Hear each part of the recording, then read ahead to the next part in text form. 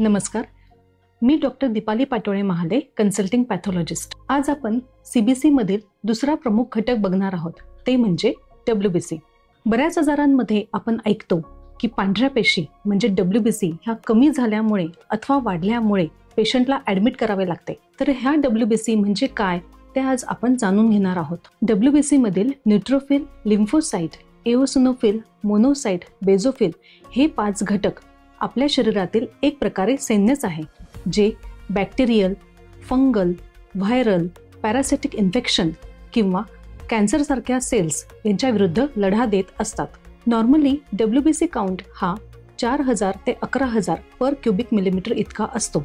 Viral infection, anaemia किंवा chemotherapy घेणाऱ्या पेशंट्समध्ये हा काउंट 4000 पेक्षा कमी असतो, त्याला ल्युकोपेनिया असे म्हणतात। बॅक्टेरियल इन्फेक्शन, ब्लड कॅन्सर जसे की ल्युकेमिया यामध्ये हा काउंट 11000 पेक्षा जास्त असतो, त्याला ल्युकोसायटोसिस असे म्हणतात।